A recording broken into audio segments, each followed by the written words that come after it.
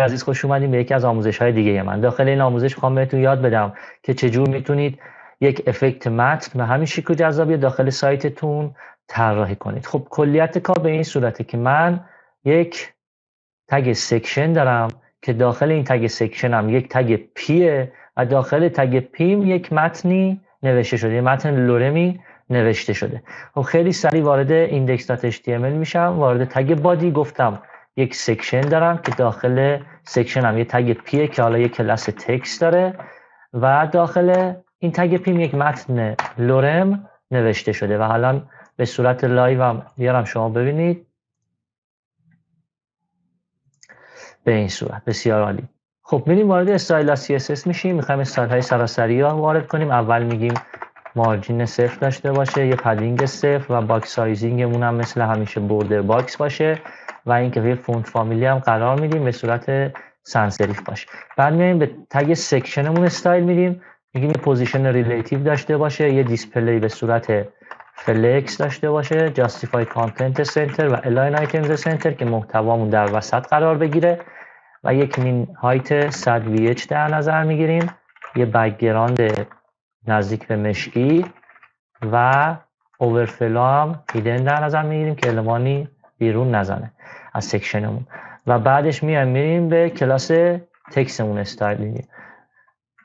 میگیم سکشن کلاس تکستمون چیا داشته باشه. این همه پوزیشن داره به صورت ریلیتیو، کالرش سفید هست و اینکه یک مارجین 40 پیکسل قرار میدیم از بالا پایین چپ و راست و یک مین ویت 800 پیکسل و یوزر سلکتمون اما نان در نظر میگیریم و یه فونت سایز صورت حالا یک کنیم رم و یه لاین هیت 40 پیکسل که بین خطوط فاصله بیفته و اینکه حالا یه رم فکر کنم کافی باشه، خیلیه، ویت 500 در نظر بگیریم.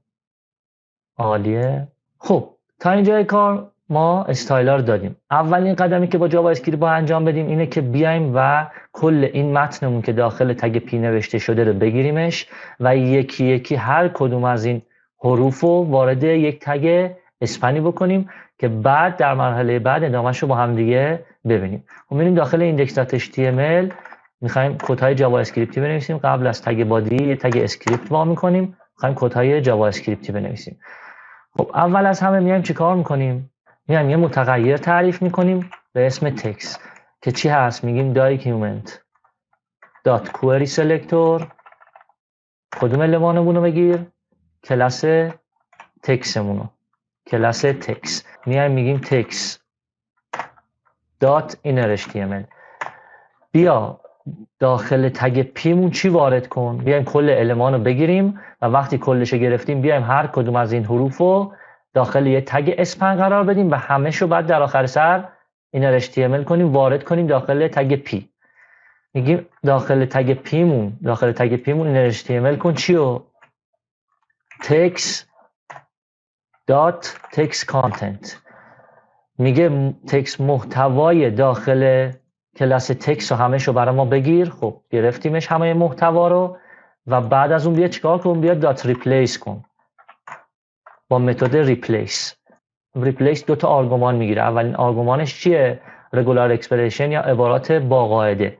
ما میگیم چی؟ اس بزرگ اول می نویسم بعد توضیح میدم. جی و آرگومان دومون هم خب میگه جایگزین کنیم با چی؟ یک تگ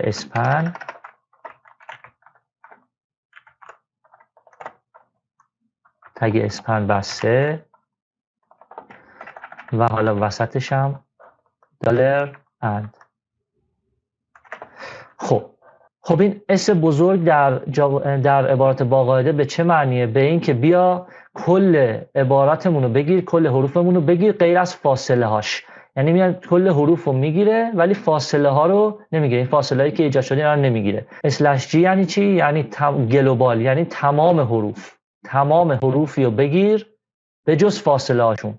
تمام حروف رو بگیر، تمام عبارات رو بگیر به جز فاصله هاشون و بیا وارد تگ اسپن، بیا داخل تگ اسپن چی بر ما بذار؟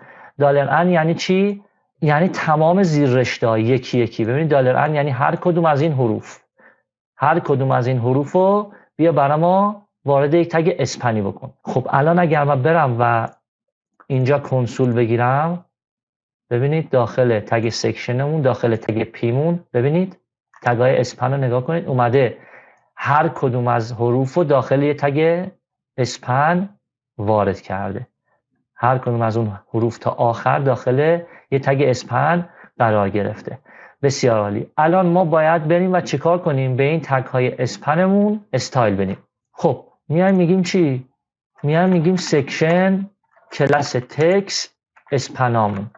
اسپنامون چه استایلی داشته باشن؟ یه پوزیشن ریلیتیو داشته باشن، دیسپلیشون به صورت اینلاین بلاک باشه و اینکه کرسرشون هم به صورت پوینتر. بسیار عالی. خب در قدم بعدی باید بیایم و هر کدوم از این حروف ما که داخل تگ اسپن قرار گرفته رو یک کلاس اکتیو بدیم. یعنی بگیم وقتی ما موس آور کردیم، مثلا اگر موس آور کردیم رو اسپن اول، بیاد یک کلاس اکتیو بده، رو اسپن دوم یک کلاس اکتیو بهش بده و همینجور که میریم جلو اینا که یک کلاس اکتیوی بگیرن. چرا میخوایم این کارو بکنیم؟ چون وقتی که موس آور شد و کلاس اکتیو گرفت، بیاد چیکار کنه؟ ببینید الان ما میگیم وقتی کلاس اکتیو گرفت، میاد برای ما یه انیمیشنی اتفاق میفته.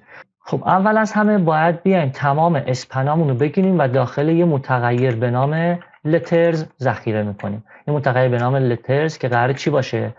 document.query select all اسپنامون رو میایم تمام اسپنامون رو میگیریم و داخل یه متغیر تعریف میکنیم و بعد از اون باید چی کار کنیم؟ میایم یه حلقه فور میزنیم، میگیم متغیر آی اول مساوی با 0 باشه و اگر آیمون کوچیکتر از letters.lengthمون بود. letters.length یعنی چی؟ یعنی بشمار تمام اسپنامونو. lettersمون چیه؟ تمام اسپنامونن، میاد میشمارشون. مثلا اگه 30 تا اسپن هستن، 40 تا اسپن هستن، میگه اگه آیمون کمتر از 30 بود، مثلا 29 بود، 1 بود، 2 بود، بیا چیکار کن؟ آیو پلاس کن، به آیمون اضافه کن. تو این حلقمون بیاد لترزمون خونه آیومش، لترز کلاس با خونه آیومش یعنی چی؟ لترزمون که اسپنامون هستن. این خونه آیوم یعنی چی؟ یعنی اگر اینجا آیمون مساوی با 1 بود، خب این میشه اسپن اولمون، اسپن با دوممون، اسپن سوم. اگر آیمون 3 بود میشه اسپن سوممون. بیا یه اول لیسنر بهش بده. اد ایونت لیسنر 2 تا آرگومان میگیره. آرگومان اولش ایونتمونه که ما میگیم موس آور و آرگومان دوممون چیه؟ یه تابع هست که یه فانکشنی عملیاتی انجام بشه. چه عملیاتی انجام بشه؟ بیاد و دوباره هر کدوم از اسپنامون که انتخاب شده، آی دوباره، مثلا اگه آی 1 بود یعنی اسپن یکمونو، بیاد کلاس لیست دات اد کنه، یه کلاسی بهش بده با نام چی؟ اکتیو. پس بیاد اسپنمون که انتخاب شده رو یک کلاس لیستی اد کنه براش به نام اکتیو. الان اگر بریم اینسپکت بگیریم با هم دیگه ببینیم، ببینید تگ های، حالا این که تگ های اسپنمون هستن، این تگ های اسپنمونن. وقتی که من ایونت موس آور رو انجام میدم و با موس آورش میکنم، ببینید یک کلاس اکتیو بهش واسطه شد. حالا اسپن دومون اگه موس آور کنم، کلاس اکتیو، کلاس، ببینید. و هر کدومو که من برم و ایونت موس آور رو روشون انجام بدم، برای من یک کلاس اکتیو میگیرن. خب الان وقتی کلاس اکتیو میگیرن، میتونیم بگیم که چه اتفاقی براشون بیفته. میایم و میریم داخل style.css، میگیم چی؟ میگیم section dot کلاس تکسمون، اسپنامون که کلاس اکتیو میگیرن، بیان برای ما چی بشن؟ یه انیمیشنی بگیرن که اسم انیمیشنمون حالا میذاریم اسموک، میگیم تو 2 ثانیه انجام بشه، به صورت لینیر و فوروارد باشه و اینکه حالا ترانسفورم اورجینش هم ما باتن قرار میدیم. بسیار عالی. و بعدش میایم هر وقت انیمیشن مینویسیم بعدش سریع کی فرمزامون رو مشخص میکنیم برای اسموک. خب میگیم توی 0% برای ما چی کار کنه و توی 100% برای ما چی کار کنه.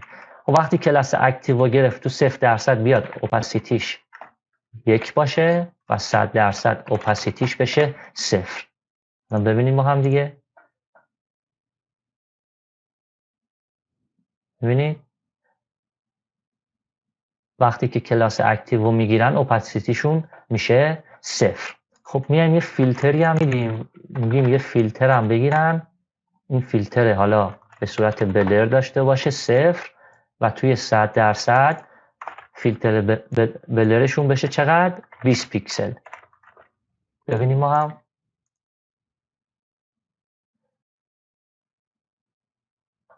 بسیار عالی. حالا باید بگیم چی؟ بیایم بگیم توی 50%، توی 50% هم برای ما یه اتفاقی بیفته. چی کار کنه؟ توی 50% هم اوپاسیتی 1 باشه و پوینتر ایونتمون هم نان در نظر میگیریم. الان ما نصف کار رو انجام دادیم که حالت بخاری برای ما میگیره، میبینید؟ ولی ما میخوایم چیکار کنیم؟ میخوایم به این صورت، میبینید دارن اینا چی میگیرن؟ ترنسلیت میگیرن، جابجا میشن و بزرگ میشن، اسکیل میگیرن. پس میگیم چی؟ میگیم توی 0% بیاد یک ترانسفورم بگیره که ترنسلیت x 0، ترنسلیت یش توی 0% 0 و روتیت 0 دارن و اسکیل 0. یعنی نه بزرگ میشن نه میچرخن و هیچ جابجایی تو محور x و y هم انجام نمیشه. ولی توی 100% میایم همینو کپی میکنیم، همین ترانسفورمو میگیم توی 100%، میگیم توی 100% خب بیاد ترنسلیت xش بشه 300 پیکسل، ترنسلیت وایش بشه منفی 300 پیکسل، تو محور وای بشه منفی 100 پیکسل و برای ما 720 درجه به چرخه و اسکیلش بشه 4 برابر بشه. پس توی محور x 300 پیکسل جابجا بشن، تو محور وای هم منفی 300 پیکسل جابجا بشن، 720 درجه هم برای ما بچرخن و 4 برابر بشن توی 100%. الان بریم ما هم دیگه ببینیم. ببینید وقتی کلاس اکتیو میگیرن میان از 0 تا 100 که میخوام برن انیمیشن، تو محور x و y 300 پیکسل منفی 300 پیکسل جابجا میشن و 720 درجه میچرخن و اسکیلشون 4 برابر میشه به این صورت. پس این که خیلی راحت ما تونستیم یک افکت متنی به همین شکل و جذابه و یک مقدار کد HTML و CSS و جاوا اسکریپت ایجاد کنیم. امیدوارم که لذت برده باشین. مرسی که تا اینجای ویدیو منو هم همراهی کردین. مثل همیشه منتظر لایک و نظرات قشنگتون هستم. ممنونم.